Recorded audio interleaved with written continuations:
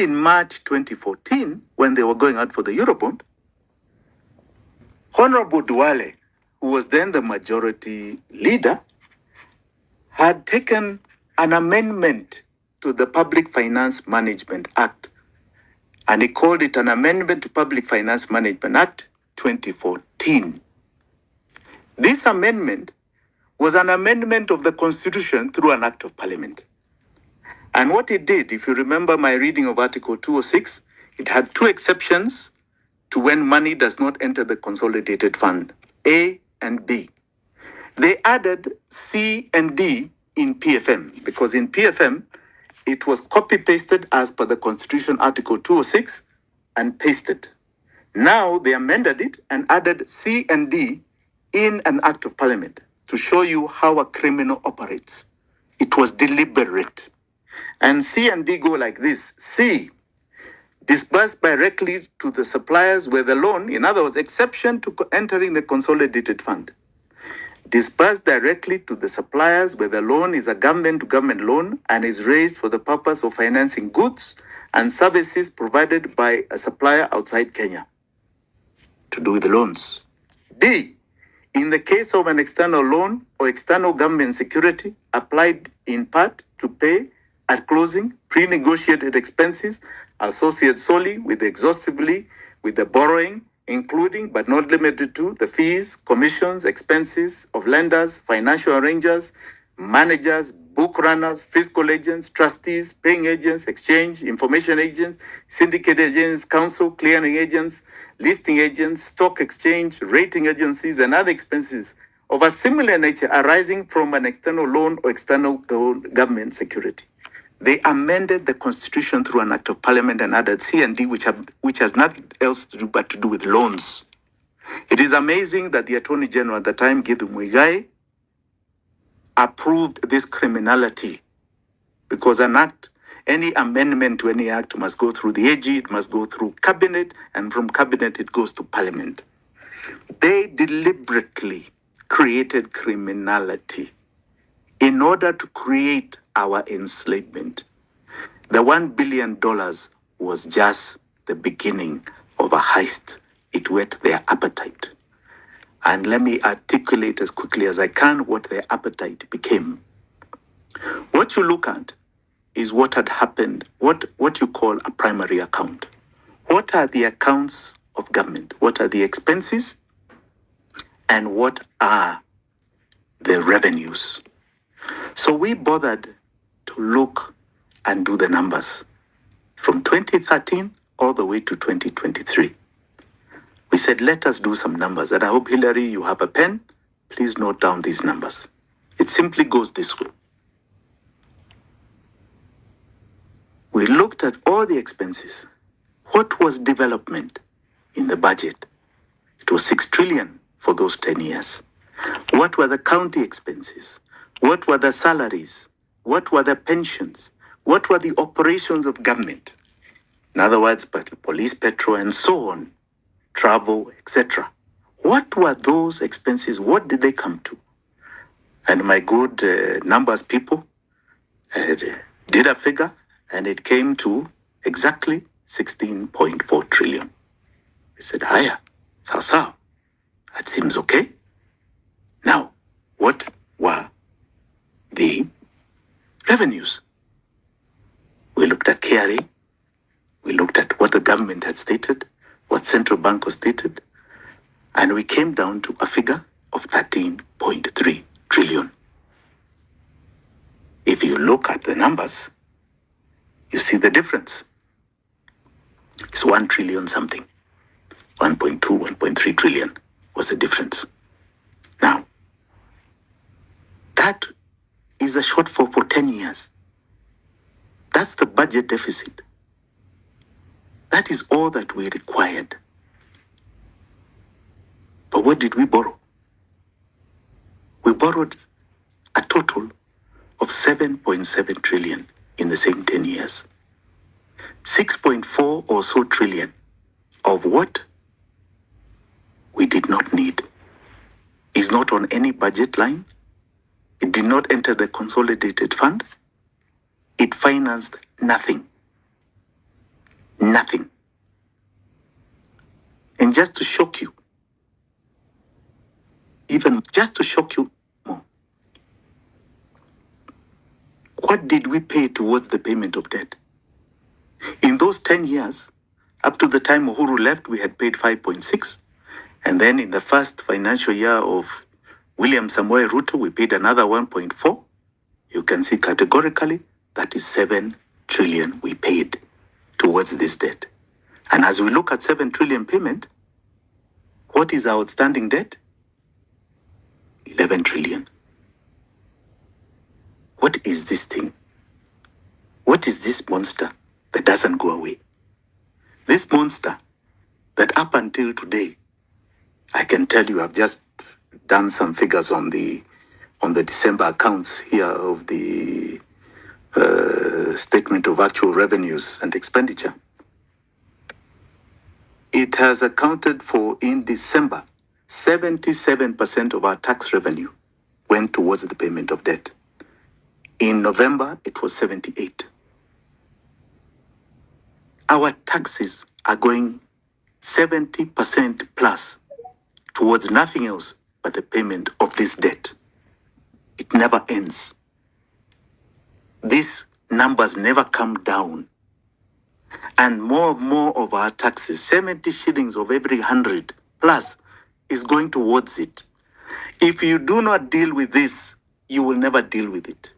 1.3 trillion was for 10 years. If they took 6.4 above, that is a deficit for the next 60 years they took in advance. All right? 10 years is 1. So 6.4 is 10 years, is 60 years that they've taken in advance, that will keep compounding and eating us and eating us and eating us. Every time we produce, anytime we work, anytime we do anything, we are paying 70% of the taxes that we are contributing towards this monster. And yet people are thinking the problem is Ruto flying all over the place, or Ruto stealing here, these peanuts he's stealing. This is the biggest theft to our lives, our livelihoods, our future. It is our enslavement. And unless we say we are going to cut it off, there's nothing else we are doing here. We are wasting time. You can remove Ruto, put who you want. If they do not cut off this thing, it is not about just jailing people. If we do not cut off this slavery, this particular slavery, we are doomed as a nation. And what has happened is that William Ruto, because he was a participant in it, he has enjoyed the spoils of it. He cannot revisit it. He is living the legacy of their regime. That is what has happened. He can't turn it around. He has now got it on his plate. He can't turn it. He knows he has no solution. He knows he's going to fail. And the only thing he can thereafter do is postpone his exit. He's trying and dying to just remain there until the next election. He doesn't even care if he will remove him. He will leave the problem to somebody else and will be crying the same way as we're crying today. He can only resort to tyranny because he cannot solve our problem. Just a few days ago, the new Minister of Finance comes out and says, we are never going to get relief on our lives because we have debt payments and the only time we'll get relief is in 2034.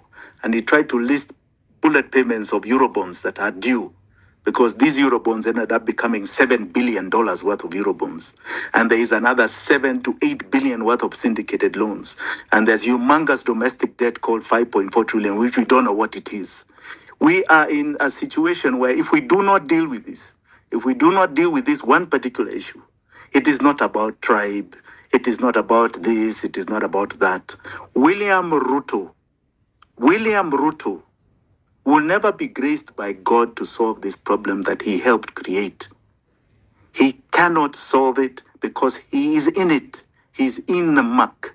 And anything that means that you address it, look at it, audit it, find fault in it. In fact, the audit I can give them tomorrow. Here it is. These are the numbers. This is what happened. And nobody, in 2 years we have spoken about this, nobody has contradicted our numbers. Let them come and tell us, show us where we are wrong. They can't. They don't even want to address it. And every time we come to economic issues, we are sidetracked We're sidetracked to all sorts of things. I even believe that is why abductions happened in December, because all of a sudden we're coming back to the issues that raised the revolution in June. There were economic issues that raised the revolution in June. It was about raising taxation. When people were already in pain, you're adding more pain. And he was advertising it in his mouth, by the time I get to 2022, 27, will be 22% of of our GDP. I don't know what will go into tax. He was advertising pain, right? Because in this solution, to solve this problem, you only have two choices. You either raise taxes because you need more revenue, and there are limitations of that, or you go to default, which other countries have done. We are today the highest debt ratio servicing country in the world. In other words, of our taxation, we are the one country that is paying the most of its revenue towards debt servicing. We, Kenya, are the highest. This is where Sri Lanka had reached, right? And it collapsed. This is where we are. This is the nation that we are living in. And we can remove William Ruto tomorrow. In fact, as far as I'm concerned, he's more or less a dead man walking. He's done, right? He cannot revive himself no matter what he tries to do. It's over. But the issue is going to be, then what? Then what? What do we do after that? Put whoever you want. You want to put the same people that were part of this mark? Go ahead. We'll be back here again on this show, lamenting, crying, fighting, because this will not stop. When you see the man create a university model, that is a new mode of funding, what he's trying to do, he has no money to support help. And IMF had told him, since you don't want to default, you need to raise taxes and you need to stop your subsidies. He has no money to give help. You create a new thing that is going to become a problem. That problem has ended up going to court and being stopped. Now people have to find school fees. When you hear SHIF and SHA, it's create a new system so that whatever monies that had been there in NHIF, because you have taken them towards payments of debt and other things, now you start a new thing and it's a blunder, it's a mess. Yes, it's because you have no money. Apart from the fact that they want to loot little peanuts there, they are literally because they have no money. You create new systems, you stall off payments. They are in such a crisis. Government is being run like a kiosk as we are talking today. Little sheets of paper to move monies just for issues of ministries. This is the dilemma we are in. And unless we solve this problem, which is a slavery that was created, that amounts, according to our records, to something like $50 billion worth of a heist, world standard beyond your imagination, we are going nowhere. We are not solving it. And we'll keep trying to talk, we'll keep trying to educate, because this is the issue. You can join his government, you can do whatever you want, you will fail. He has no money to deliver anything. He has none. And we are not going to give him. We have reached a saturation point in this country because this situation in economic terms has created two twin devils, inflation and recession. You try and solve one, it activates the other. You solve this, it activates the other. We have a quagmire here, and that is why the new minister can categorically say we have no relief. How can a minister say we have no relief? What are you saying? We are just supposed to swallow suffering until 2034? You have failed. If you cannot solve our problem, get out of the way. Get out of office. Exit so that we can breathe life into this generation and those that are ahead.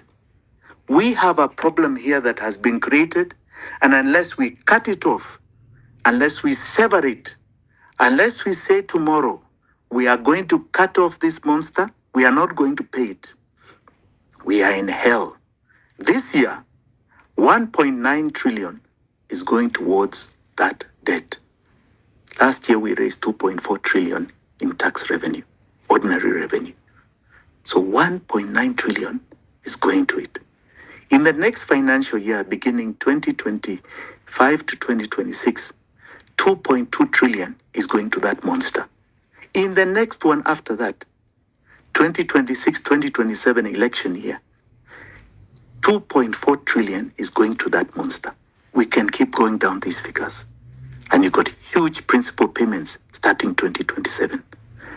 We are in a big problem, and he cannot solve it. The whole lot of them cannot solve it. Anybody who am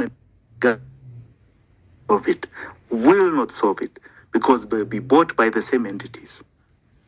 It needs to be cut off, and you free up space for every single Kenyan to breathe.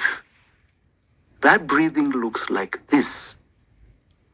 Very simply, it means if we were not paying 1.9 trillion, because I can tell you,